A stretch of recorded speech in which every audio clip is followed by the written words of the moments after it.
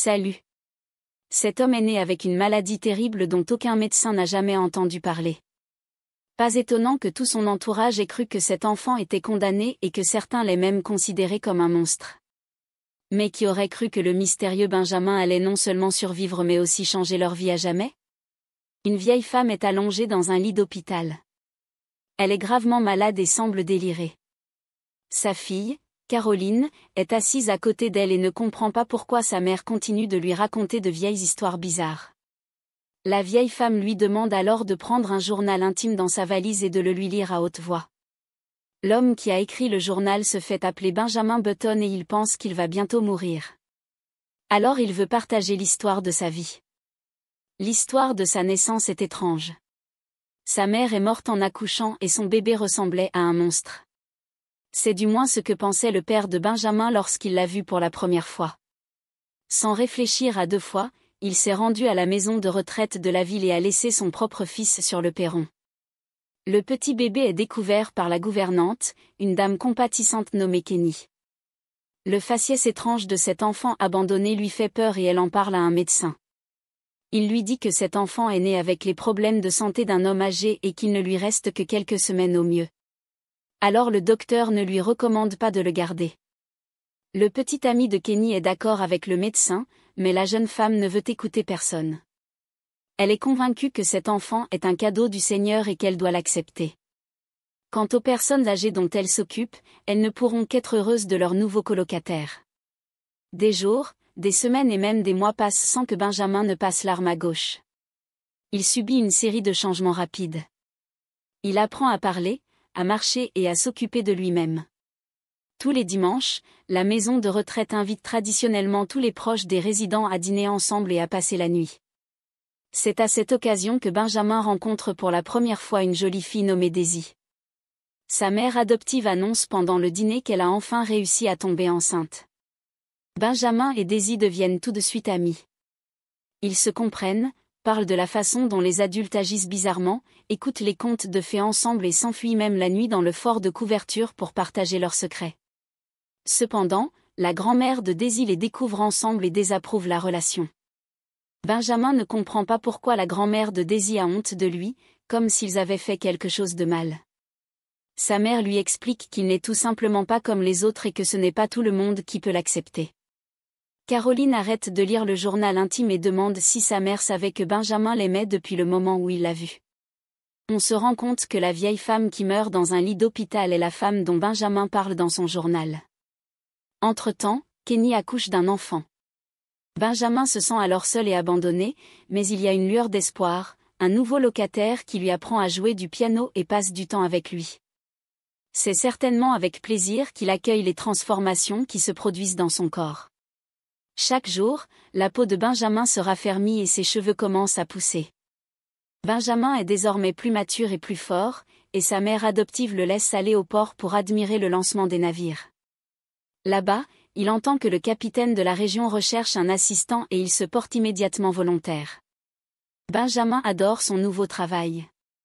Il aime travailler sur un remorqueur et dit qu'il le ferait même gratuitement. Le capitaine, qui s'appelle Mike Clark, est un gars sympa qui aime donner des conseils et avoir des conversations à cœur ouvert. Un jour, il demande à Benjamin quand remonte la dernière fois où il a été avec une femme. Le capitaine considère la révélation de Benjamin comme un défi et l'invite dans un bar qui est aussi une maison de passe à temps partiel. Après avoir passé un bon moment, Benjamin marche dans la rue et une voiture le suit. L'homme sur le siège passager propose à Benjamin de le raccompagner et Benjamin accepte volontiers. L'étranger se présente comme Thomas Button et invite Benjamin à prendre un verre au pub. Ce dernier n'a en fait jamais bu une seule goutte d'alcool de sa vie, mais il décide malgré tout de s'ouvrir à de nouvelles expériences. Ce soir-là, Benjamin ne cache pas qu'il est né avec une condition étrange, et Thomas lui raconte que sa femme est morte il y a plusieurs années en accouchant. L'homme sait déjà parfaitement que le vieil homme en face de lui est son fils qu'il a abandonné il y a de nombreuses années, mais Benjamin n'en a aucune idée. Il rentre chez lui complètement ivre et promet à Monsieur Button de le revoir. Daisy continue de rendre visite à sa grand-mère les week-ends. Un jour, Benjamin et Daisy s'enfuient sur la jetée au milieu de la nuit et demandent au capitaine Mike de les emmener sur un remorqueur. Daisy a vieilli, contrairement à Benjamin. Elle a maintenant 17 ans. Ses cheveux continuent de pousser et ses rides de disparaître. Il traverse beaucoup de nouvelles émotions pour la première fois de sa vie, comme le décès de quelqu'un qui lui est proche, la femme qui lui a appris à jouer du piano. Au même moment, il doit prendre une décision difficile, faire ses valises, dire au revoir à ses parents adoptifs et prendre la mer. Depuis plusieurs années, Benjamin travaille sur un remorqueur et reste en contact avec Daisy qui est partie à New York pour intégrer une prestigieuse école de ballet. L'équipage du remorqueur s'arrête au port de différents pays et se retrouve un jour dans le froid de Mourmansk. Là, Benjamin rencontre Elizabeth pour la première fois, la superbe épouse d'un espion britannique déguisé en homme d'État. Pendant un certain temps, Benjamin garde un œil sur Elizabeth mais n'ose pas lui adresser la parole, jusqu'au jour où il descend dans le hall de l'hôtel à cause d'une insomnie et la trouve là dans sa splendide solitude. Benjamin l'invite à boire du thé et il entame une conversation. Elizabeth lui raconte tous les endroits incroyables qu'elle a visités et les deux restent en cuisine jusqu'à l'aube. Cela devient rapidement leur tradition, chaque soir, ils se retrouvent dans la cuisine après que tout le monde se soit endormi. Dans une lettre à Daisy, Benjamin avoue qu'il est tombé amoureux. Le temps passe, mais désormais les deux tourtereaux se retrouvent secrètement dans la chambre de Benjamin. Mais leur bonheur ne dure pas longtemps. Un jour, il descend dans le hall et voit que personne ne l'attend, et il semble qu'Elizabeth soit partie sans rien dire. Le lendemain matin, Benjamin apprend par le capitaine Mike que les Japonais ont attaqué Pearl Harbor la veille et que les États-Unis ont entamé la Seconde Guerre mondiale. Désormais, leur petit navire se joindra à la flotte de la marine et tous ceux qui mettront le pied sur le pont deviendront des soldats.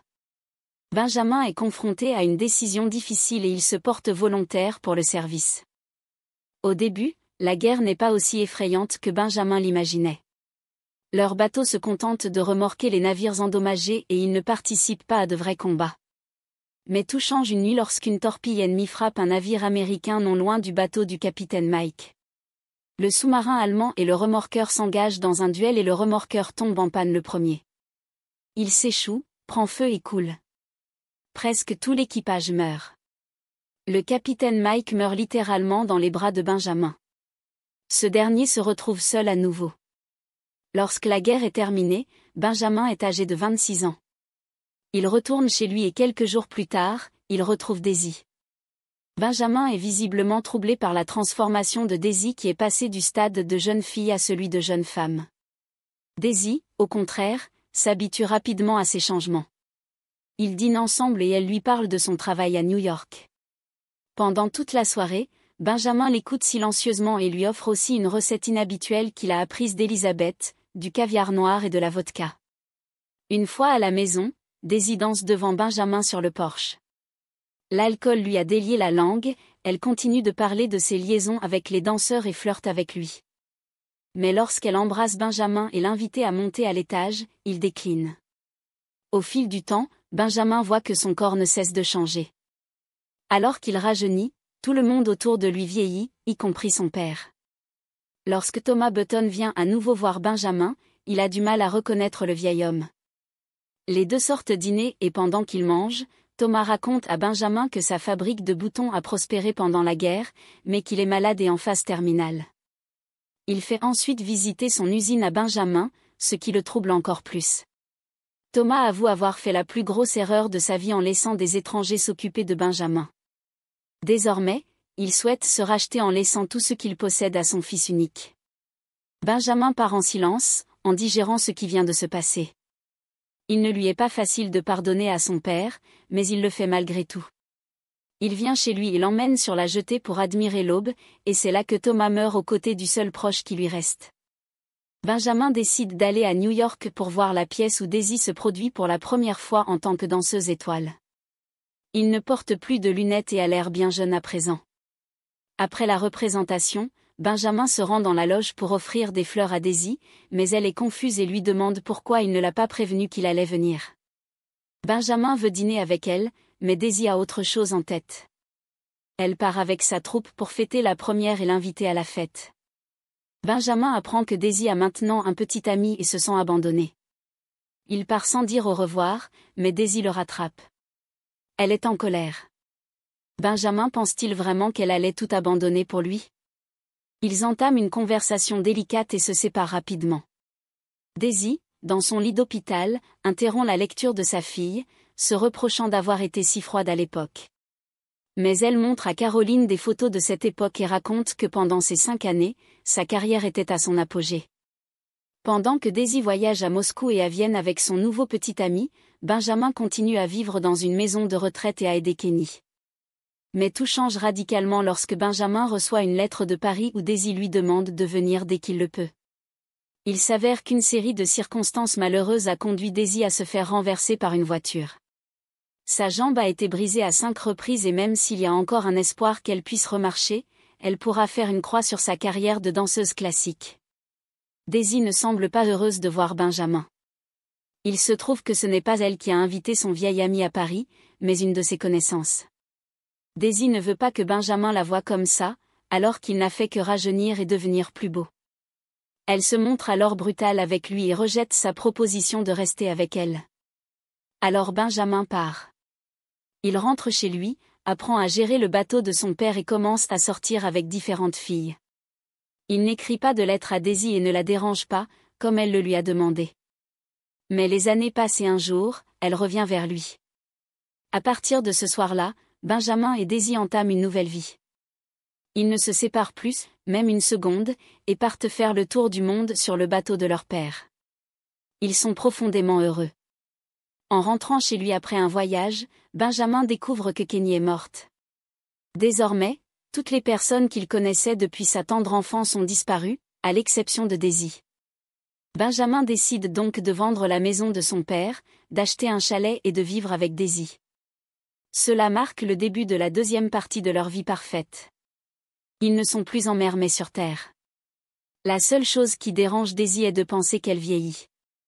Elle se languit aussi de sa gloire passée. Elle décide d'ouvrir sa propre école de ballet et de continuer à faire ce qu'elle aime le plus dans la vie. Après quelque temps, elle annonce une nouvelle importante à Benjamin, elle est enceinte. Les deux jeunes parents sont heureux d'attendre l'enfant, même s'ils craignent que leur enfant n'hérite de la maladie de Benjamin. Quelques semaines plus tard, Daisy donne naissance à une petite fille en bonne santé qui s'appelle Caroline, comme sa mère. Néanmoins, Caroline, qui est aujourd'hui adulte, est choquée par cette révélation. Toute sa vie, elle a cru qu'elle était née d'un autre homme. Caroline grandit, ses parents fêtent son premier anniversaire, mais Benjamin n'arrive pas à se réjouir de cette situation. Il dit à Daisy qu'elle doit trouver un vrai père pour sa fille, car elle ne peut pas élever 2 enfants. Bien que Daisy lui assure qu'ils trouveront une solution, il vend secrètement tous les biens laissés par son père, laisse l'argent à sa famille et repart avant que sa fille ne puisse se souvenir de lui. Pendant de nombreuses années, Benjamin a voyagé en Inde, explorant d'autres cultures et rencontrant de nouvelles personnes. Lorsqu'il revient enfin, il se rend immédiatement à l'école de ballet de Daisy. Maintenant, Benjamin a l'apparence d'un petit garçon. Sa fille est déjà adulte et Daisy a un mari, un dénommé Robert. Il est très dur pour Daisy de voir Benjamin. Elle dit avec colère qu'il a eu raison de les quitter, mais on comprend qu'elle est tout simplement frustrée. Sans réfléchir à 2 fois, elle vient quand même à l'hôtel où il se trouve et passe la dernière nuit avec lui. À ce moment-là, le journal de Benjamin Button se termine. Daisy raconte à sa fille la fin de l'histoire. Quelque temps après la mort de Robert, elle a reçu un appel de la maison de retraite. Il s'est avéré que les services de l'enfance leur ont amené un garçon qui n'avait qu'un carnet avec les contacts de Daisy. C'était Benjamin. Il ne reconnaissait plus personne et ne pouvait se concentrer sur rien à cause de la démence.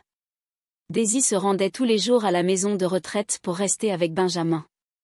Au fil du temps, il est devenu de plus en plus grincheux et a progressivement oublié comment marcher, parler et manger. À un moment donné, Daisy a même décidé d'emménager avec lui pour s'occuper de lui et lui lire tous les mêmes contes de fées que sa grand-mère leur lisait à tous les deux. Quelques années plus tard, Benjamin est mort dans les bras de Daisy, alors qu'il n'était qu'un tout petit bébé.